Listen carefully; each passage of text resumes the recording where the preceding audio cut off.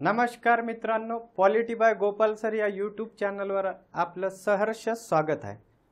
तर आज आपण काय बघणार आहे बघा मित्रांनो, आपल्याला जगामध्ये विविध असे देश पाहायला मिळतात। मग असे देश पाहायला मिळत असताना भारतामध्ये आपल्याला एकच संविधान पाहायला मिळतात। जर अमेरिकेमध्ये आपण बघितलं तर काय अमेरिकेमध्ये आपल्याला दोन संविधान पाहायला मिळतात। भारतामध्ये एकच नागरिकत्व आहे किंवा आपण एकेरी नागरिकत्व म्हणतो, परंतु अमेरिकेमध्ये काय तर दुहेरी नागरिकत्व आहे। तसंच भारत देशाचा आपला काय असेल फ्लॅग एकच आहे।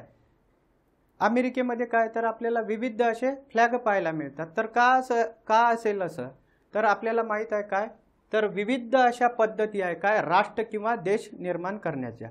तर त्या आपण आज काय करू तर पद्धती बघूया। परत बघा मित्रांनो, आपल्या चॅनलला लाईक आणि सबस्क्राइब करा।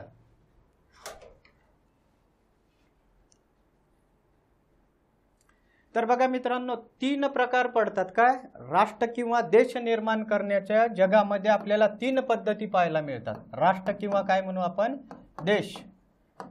जगामध्ये खूप सारे देश आहे आपल्याला माहित आहे। आता बघा, पहिली सिस्टीम कॉन्फेडरल सिस्टीम म्हणतात, दुसरी कोणती असेल तर फेडरल सिस्टीम पाहायला मिळतात, आणि तिसरी सिस्टीम कोणती असेल तर युनियन सिस्टीम म्हटल्या जातं। तर आता कॉन्फेडरल सिस्टीमला काय म्हणतात मराठीमध्ये परिसंघ म्हणतात, फेडरलला संघ म्हटलं जातं,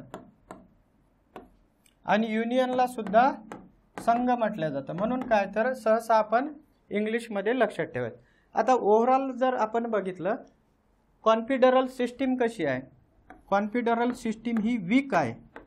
वीक म्हणजे काय ठिसूळ आहे। पुढे आपण बघणारच आहे एक्झाम्पल। आता फेडरल सिस्टीम ही कॉन्फेडरल सिस्टीम पेक्षा कशी असेल मजबूत असेल कॉन्फेडरल सिस्टीम पेक्षा।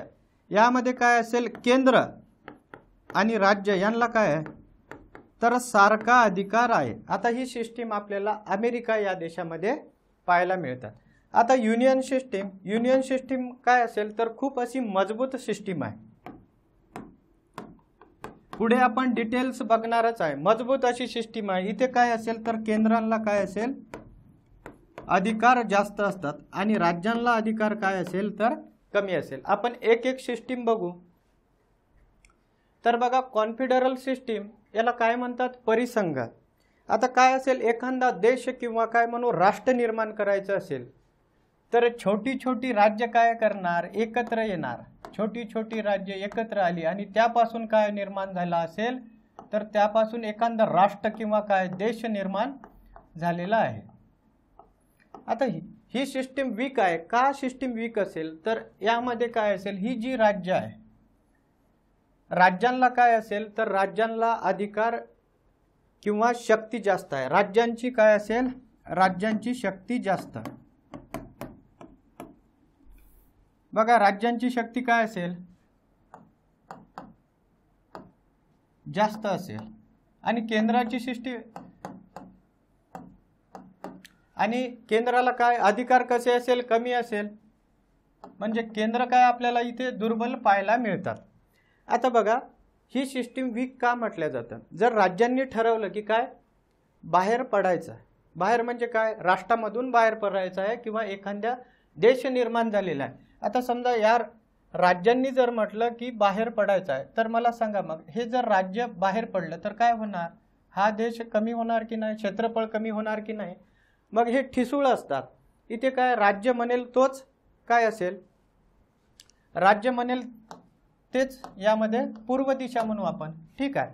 मग बघा, आपल्याला काय तर एखादी काय म्हणू आपण भिंत आहे, वॉल बांधायची आहे, परंतु त्यामध्ये काहीच नसेल, फक्त काय विटा ठेवलेल्या आहे, आणि कोणी आलं तर काय होणार थोडा जरी धक्का मारला तर पडून जाणार। मग तसंच आहे हे राष्ट्र काय होणार या राष्ट्रांचा नाश होणार। म्हणून असं म्हटलं जातं। आता बघा, इथे राज्य म्हणजे काय तर आपण म्हणू की मुलगा, आणि केंद्र म्हणजे काय तर वडील। म्हणजे इथे काय राज्यांची शक्ती कशी आहे तर जास्त, म्हणजे मुलांची शक्ती जास्त आणि वडिलांची शक्ती कशी आहे कमी आहे। ही कॉन्फेडरल सिस्टीम। आता ही कॉन्फेडरल सिस्टीम सहसा आपल्याला काय तर सध्या पाहायला मिळत नाही। का तर कशाचा नाश होतो राष्ट्रांचा किंवा देशांचा कधी नाश होऊ शकतो, परंतु आपल्याला आधी पाहायला मिळत होती USSR म्हणतो। आधीचा आता काय आहे, रशिया आहे.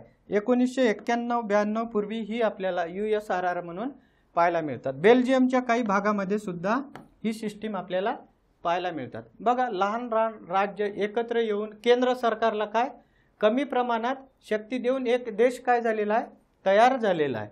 राज्यांना केव्हाही बाहेर पडण्याचा अधिकार आहे. मग राज्यांना कधीही बाहेर पडण्याचा अधिकार असेल तर हा देश टिकणार का, तर बिलकुल नाही.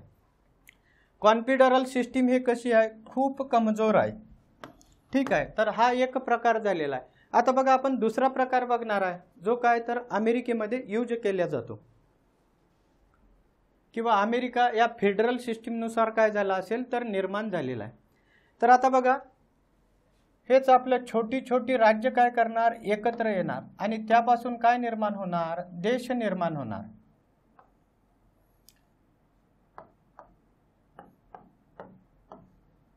परंतु आता इथे काय असेल, केंद्र आणि राज्य यांची काय असेल, शक्ती सारखी असेल.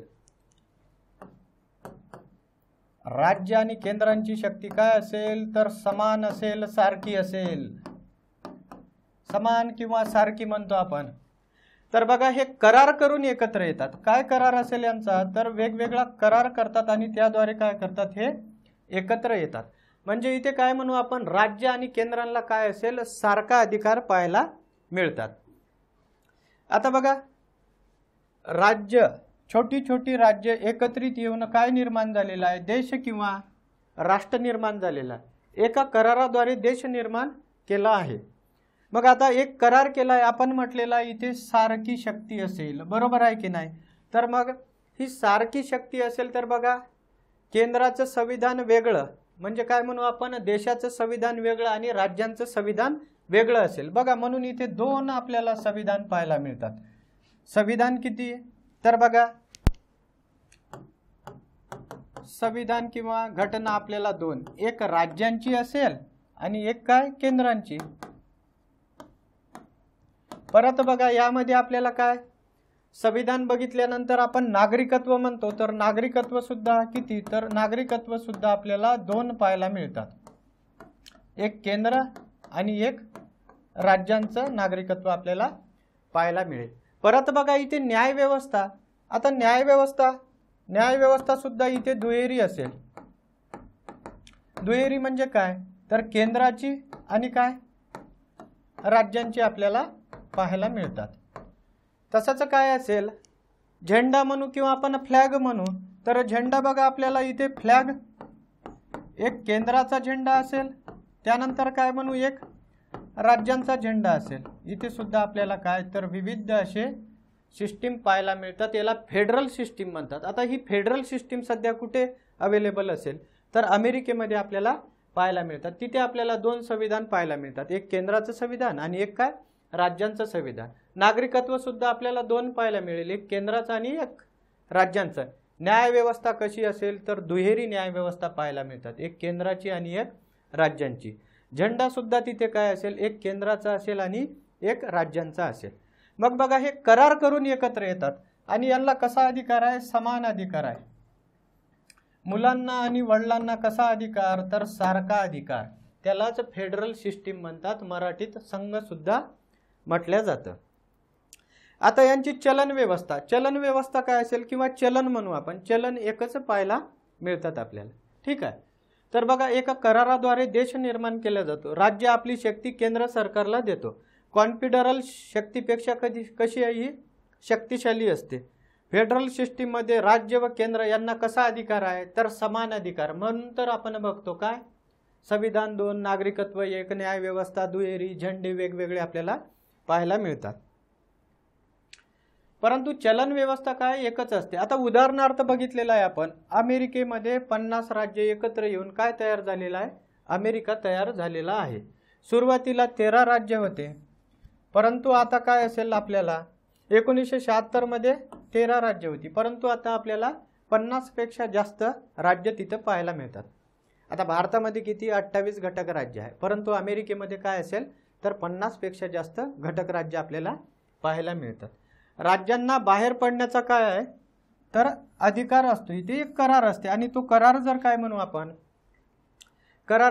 कराराद्वारे जर त्यांनी म्हटलं की बाहेर पडायचं आहे तर ते बाहेर पडू शकतात. दोघांना सारखेच अधिकार असतात, केंद्र व राज्य. याला कोणती सिस्टीम म्हणतात तर फेडरल. ठीक आहे. मग आता काय राहिली असेल तर भारताची सिस्टीम राहिलेली आहे. जगामध्ये ह्या दोनच काय म्हणू आपण सिस्टीम आधी पाहायला मिळत होत्या. परंतु कॅनडा आणि भारत असं आहे की या दोन देशांनी काय केलं असेल तर एक नवीनच सिस्टीम तयार केलेली आहे. तर नवीन सिस्टीम म्हणजे काय तर आपल्याला माहित आहे केंद्र सरकारला कसा अधिकार आहे, जास्त अधिकार आहे. ठीक आहे. तर बघू आपण. बघा आता युनियन सिस्टीम याला सुद्धा संघच म्हणतात, म्हणून आपण इंग्लिशमध्ये नाव लक्षात ठेवायचं आहे. आता बघा छोटी छोटी राज्य एकत्र आलेली आहे. आपला भारत देश आपल्याला माहित आहे काय, छोटी छोटी राज्य एकत्र येऊन काय निर्माण झालेला आहे, भारत देश निर्माण झालेला आहे. तर इथे काय असेल केंद्राची शक्ती काय असेल जास्त असेल आणि राज्यांची शक्ती कशी असेल कमी असेल. इथे करार वगैरे करून एकत्र आलेले आहे का, राज्य करार करून एकत्र आलेले नाही. करार कोणासोबत तर केंद्रासोबत. करार करून एकत्र आले का तर बिलकुल नाही. मग काय तर राज्यांना बाहेर फुटून जाण्याचा अधिकार नाही. फुटून जाण्याचा अधिकार म्हणजे काय, जर महाराष्ट्रांनी म्हटलं की काय आम्हाला भारत देशामध्ये राहायचं नाही, आम्हाला वेगळा देश निर्माण करायचा किंवा इतर देशामध्ये आम्हाला समाविष्ट व्हायचा आहे, तर असं चालेल का तर बिलकुल चालत नाही. करार करून एकत्र आलेले नाही. तसंच काय फुटून बाहेर पडण्याचा अधिकार सुद्धा नाही.